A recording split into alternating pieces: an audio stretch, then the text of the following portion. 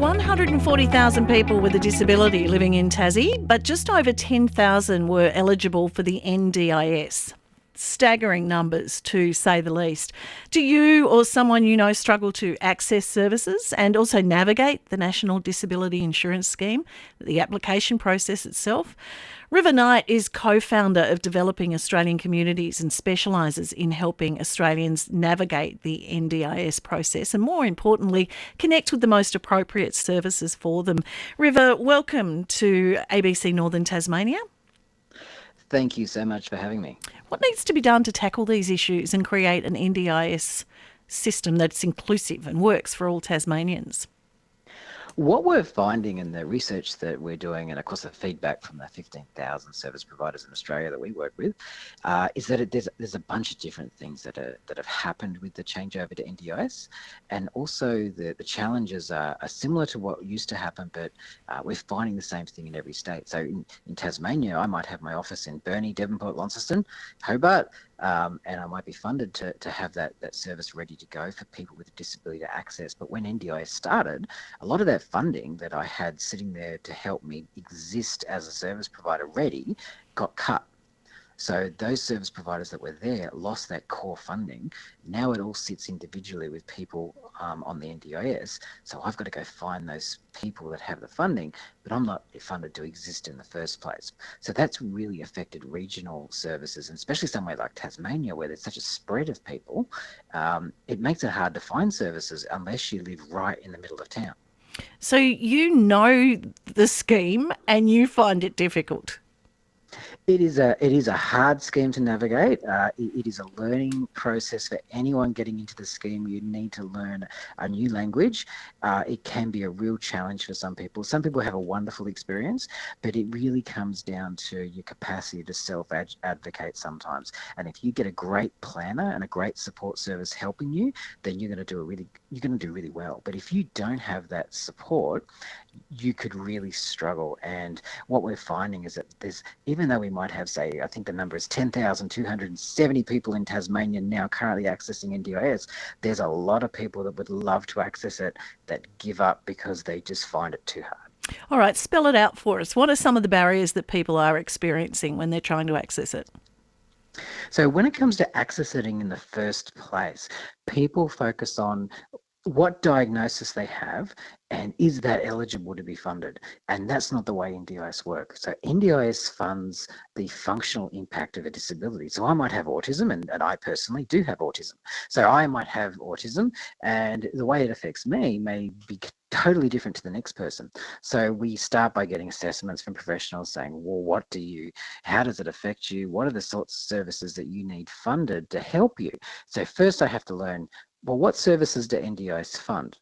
And if I can get my head around that, because there are a lot of different ones, then I can say, well, how much of those services do I need funded? And then what evidence do I need from all the professionals to prove that I need that funding? And then every 12 months, the system at the moment makes me prove it again every 12 months. So if I have a spinal injury that's not going to be something I recover on, every 12 months, I've got to prove that I still have that spinal injury. And it's a lot of administration, a lot of paperwork. So what we're looking at the moment is going, you know what, as a sector and with NDIS, how can we simplify that, do some of those common sense things that would make it easier for people that don't need more work. Okay, spinal injury, but what do you think of people, though, that have syndromes? Do they have to prove every 12 months that they've still got the syndrome? Absolutely. And that's where it gets really tricky. So I need to give worst case scenario to show that I need services. However, we want to be strengths-based. So we don't want to just focus on the negative, but the NDIS doesn't fund the positive. So it's about going, what's the worst case scenario, but then what's reasonable and necessary? Because obviously we can't give everyone $1 million. The average spend at the moment, the average plan's around $70,000 per person in Tasmania.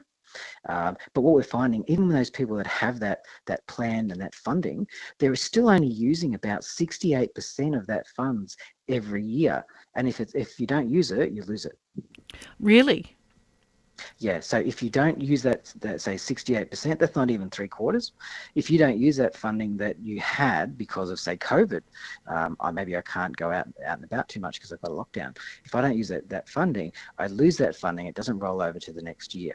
But then I've got to say, I still need it though, because I couldn't do much because of COVID, but next year I need to get back into things. Hey, so how do you get them to spend all the money? So the hardest thing that we find participants explain to us as being the reason for that is that they can't find the services in the first place. So one of the things that we're really working on is just trying to connect people, and that's what we do with our expos. But what we're doing is going to NDIS and saying, you know what, I really feel like we need to fund those services to have the core funding as an organisation to recruit all of those staff ready to go, so that when I get 100 people come to my door, I've got staff in the service ready to go for them. I don't say, you know what, I don't have any staff, but if I can find participants, then I'll go recruit them. All right, what else can be done to make these processes easier, River, for Australians living with a disability?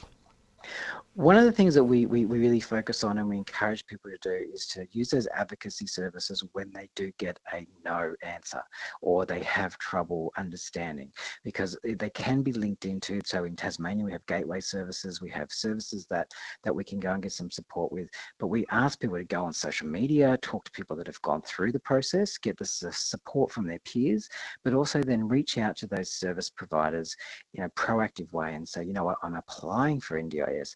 Clearly, I need support services. Can you help me a little bit through this process? And a lot of service providers will do that. River Knight, co-founder of Developing Australian Communities. Thanks for being our guest this afternoon. Thank you so much. See you.